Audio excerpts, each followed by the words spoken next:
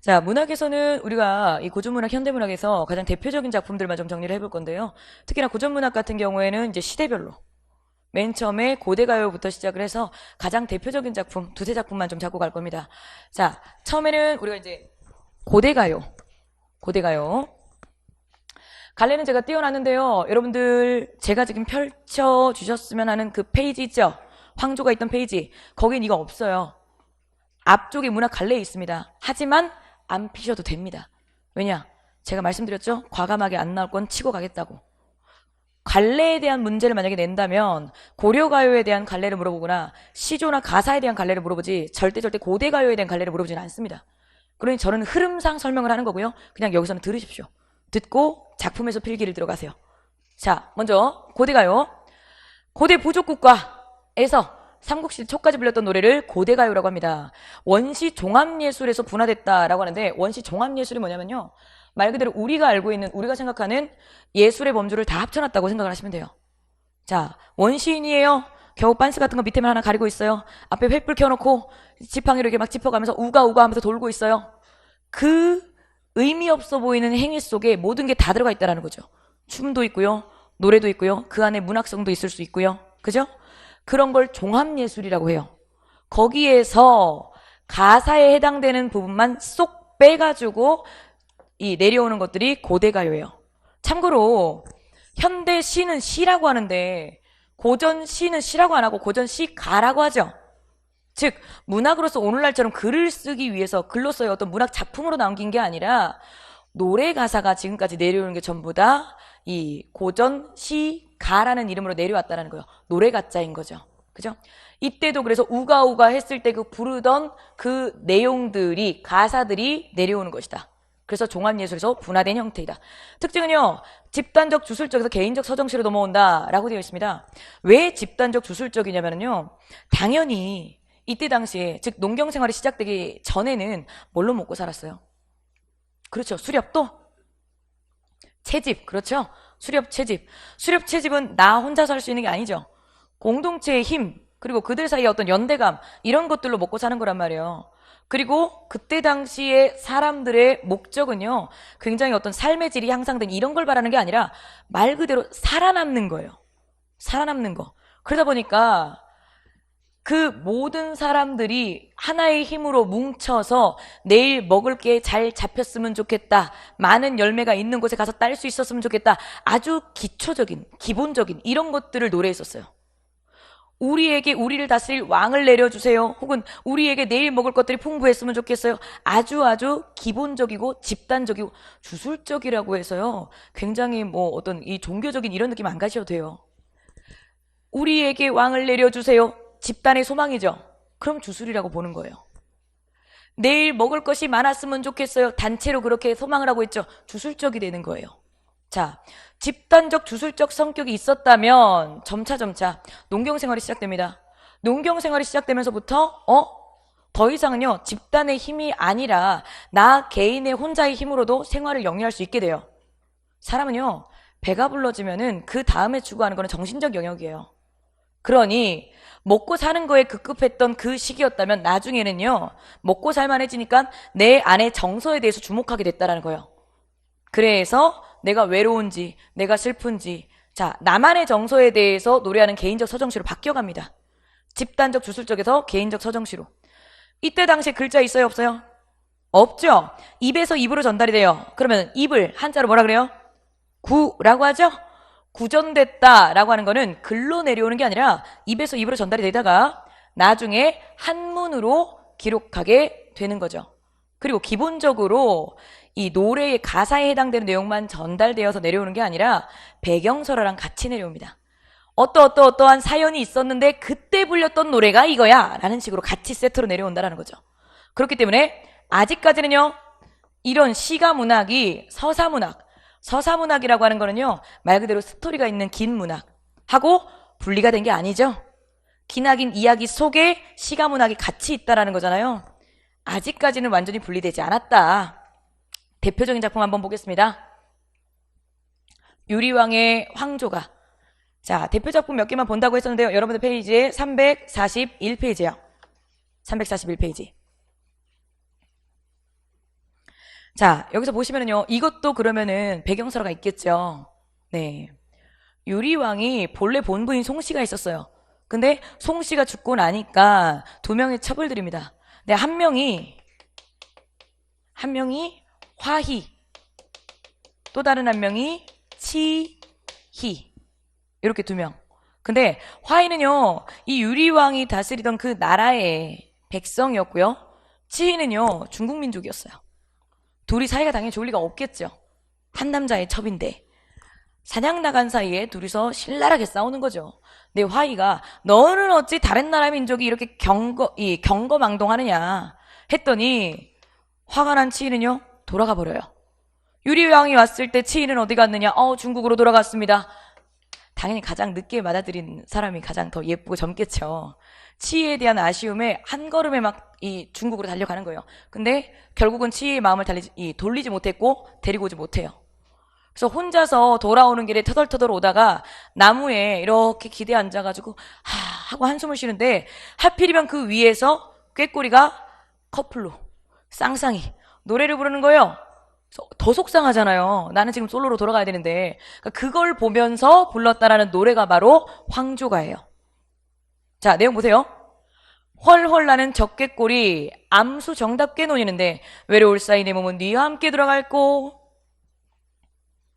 정말 짧은 내용이지만 정말 중요한 포인트가 있어요. 자, 여러분 빨간색이 있다면 빨간색으로 별표.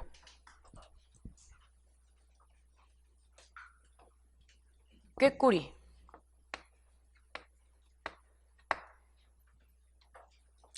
제가 아까 여러분들한테 문학에 대한 작품을 강조를 하면서 제일 먼저 들으시라라고 했었던 게 예방백신, 문학생기초였죠.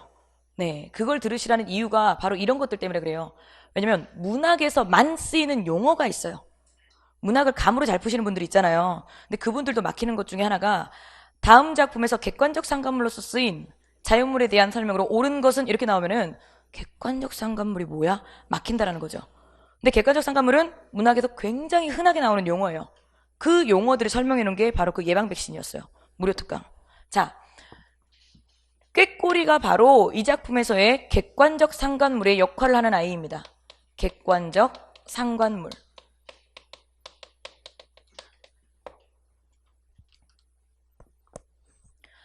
내가 전달하고자 하는 그 메시지를 우리는 주제라고 하죠. 그 주제를 여러 가지 방법으로 전달할 수가 있겠지만 그 중에서요, 시 같은 경우에는 압축적이고 함축적이고 상징적으로 전달하려고 하겠죠.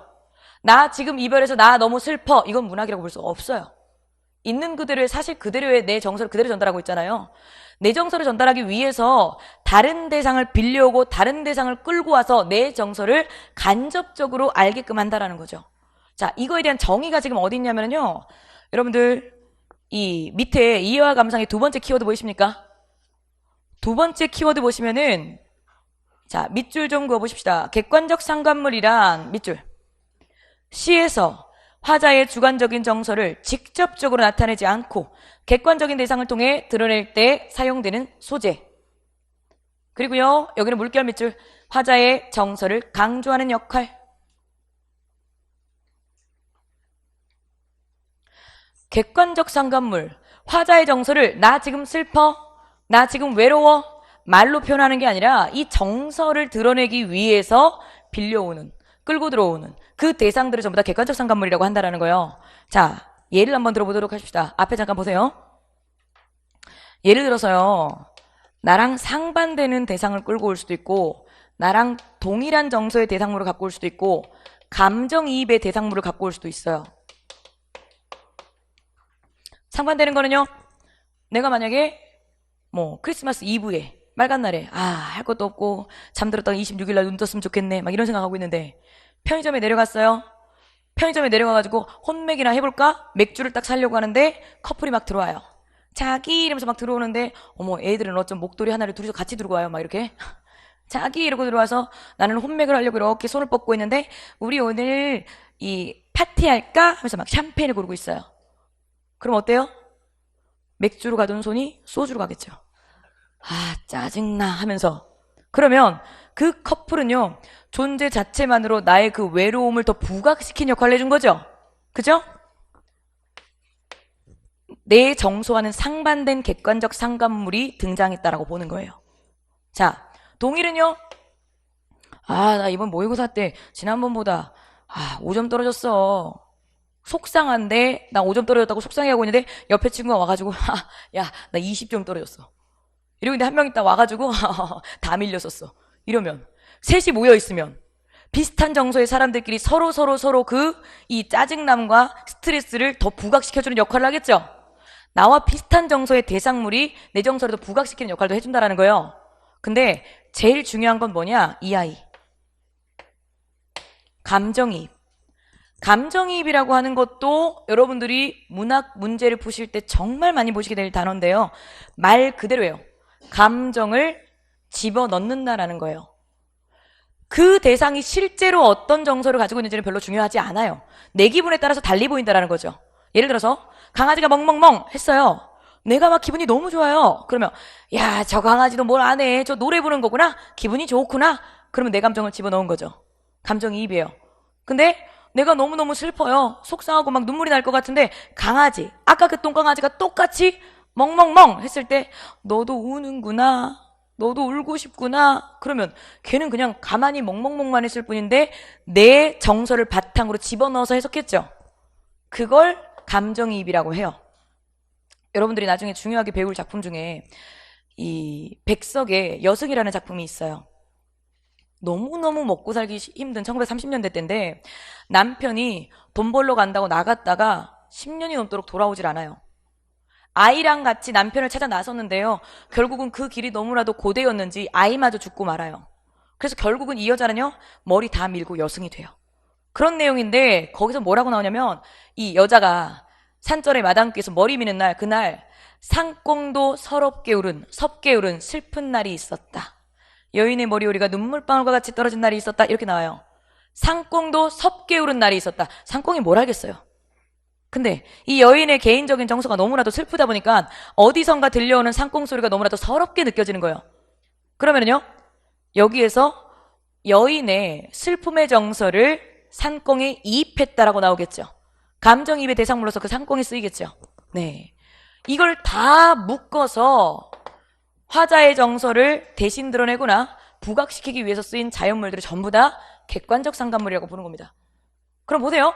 나는 안 그래도 치의를 잃었어요. 너무너무 외로워요.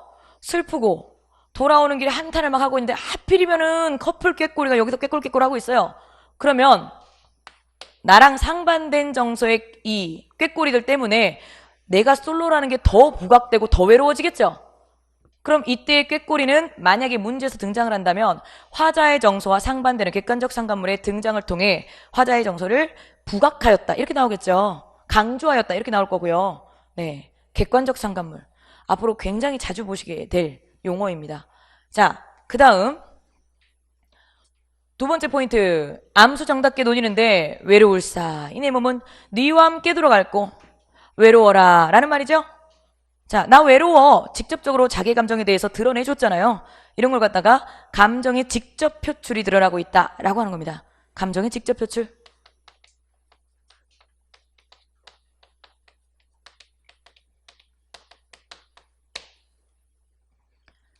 뉘와 함께 들어갈고. 자, 마지막 세 번째 포인트.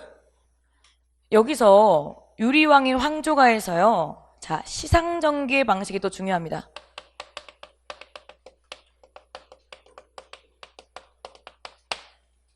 시상전개 방식이라고 하는 용어도 여러분들이 좀 익숙해지셔야 되는 용어이긴 한데 시상, 시 속에 생각상자잖아요. 시 속에 담겨져 있는 생각을 전개, 어떤 식으로 써내려가느냐라는 거예요. 어떤 시에서는요. 시간의 흐름에 따라서 서술을 했을 수도 있겠죠. 어떤 시에서는요. 공간을 잡고 이동해 다닐 수도 있어요. 근데 얘 같은 경우에는요. 보세요. 위에 두 줄 같은 경우에는 암수의 꾀꼬리가 정답게 노네. 이건 내가 지금 바라보고 있는 하나의 풍경이죠. 그리고 외로워. 나는 누구랑 돌아가. 나는 지금 외로워. 여기서는 나의 정서를 설명해줬죠. 자, 한자로 먼저 선. 먼저는 경치에 대해서 언급했어요. 그렇기 때문에 우리가 선경이라고 하죠.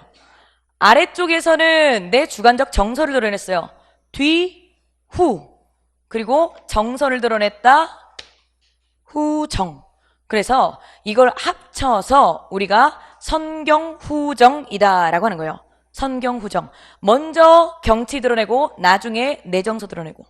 근데 이거를 굉장히 많이 보시게 될 게 왜 그러느냐? 한시의 시상전개 방식의 가장 전형적인 방식이 이거예요. 경치 다 이야기해놓고 지금 내정서는 이러이러하다. 선경후정. 자, 황조가에서의 세 가지 포인트 기억하셔야 됩니다. 객관적 상관물로서의 이 꾀꼬리가 등장했다.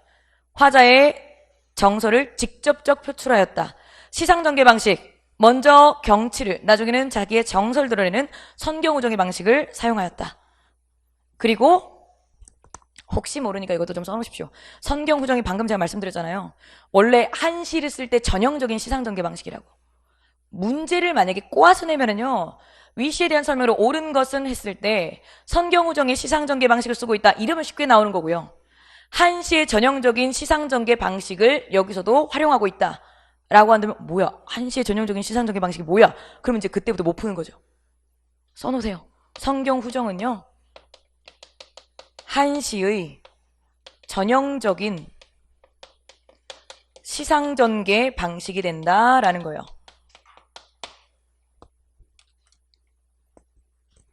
그리고 만약에 이제 선지 4개를 꼭꼭꼭 채우려고 굳이 한두 개를 더 물어본다면 이렇게도 나올 수 있겠죠. 음성 상징어를 활용하여 대상물에 생동감을 부여하였다. 어딜까요? 지금 어리둥절하실 거예요. 음성 상징어? 근데 제가 지금 말한 음성 상징어라는 용어도 소방시험에 나왔던 용어예요. 즉 문학에서만 쓰이는 자꾸 특수 용어가 있다라는 거예요. 이걸 모르면 못 푼다는 거죠. 그래서 계속 강조하는 거예요. 저랑 작품 정리하는 것도 중요하지만 문학에 대한 개념부터 익히셔야 되고 그거 들으셔야 된다고. 생기초 이론. 음성 상징어는 뭐냐면요. 우리가 보세요. 바람이 산들산들 분다. 산들산들은 부는 모양이죠. 모양을 흉내낸 말을 우리가 의태어라고 해요. 그러면 유리가 와장창 깨졌다. 이건 소리를 흉내낸 거죠. 뭐라 그래요? 의성어라고 하죠. 의성어와 의태어를 합쳐서 음성상징어라고 해요. 그럼 다시 한번 음성상징어를 활용하여 자연물에 생동감을 부여하였다. 그러면 그런 거 같아 라고 풀면 감으로 찍는 거고, 그렇게 선지가 나오면 정확하게 근거가 어딘지를 찾아야죠. 어디요? 그렇죠. 헐헐. 그럼 음성상징어 사용한 거죠. 그럼 보세요. 음성상징어를 사용했다면 유리창이 깨졌다. 이거랑 유리창이 와장창 깨졌다. 이거랑 더 정말 실감나는 느낌을 주는 거는 음성상징어를 활용했을 때죠. 그렇기 때문에 매번 패턴처럼 나오는 거는 음성상징어를 활용하면 생동감이 부여가 된다라는 거예요. 생동감 부여.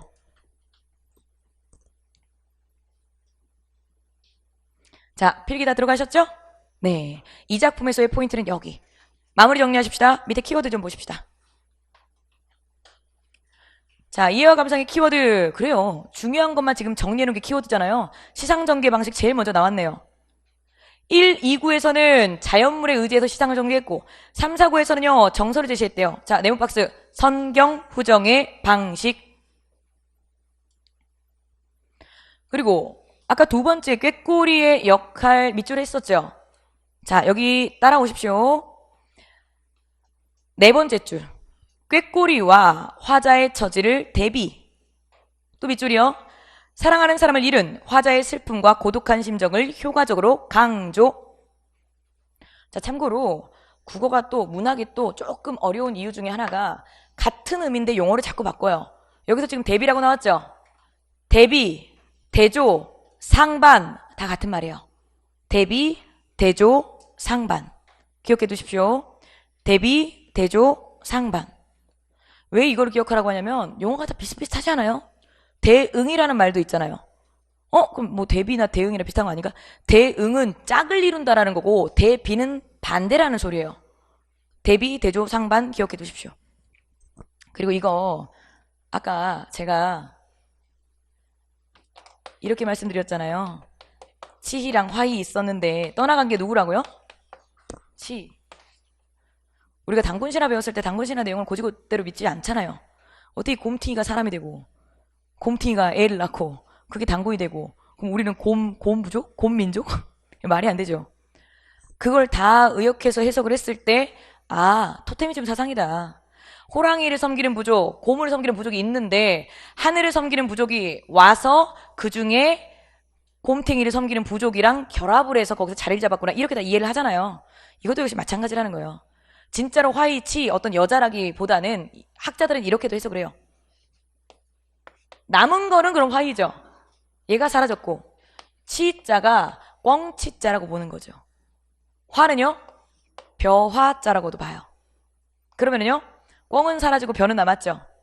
수렵과 채집의 생활은 끝이 나고 그리고 농경의 생활이 시작되었다.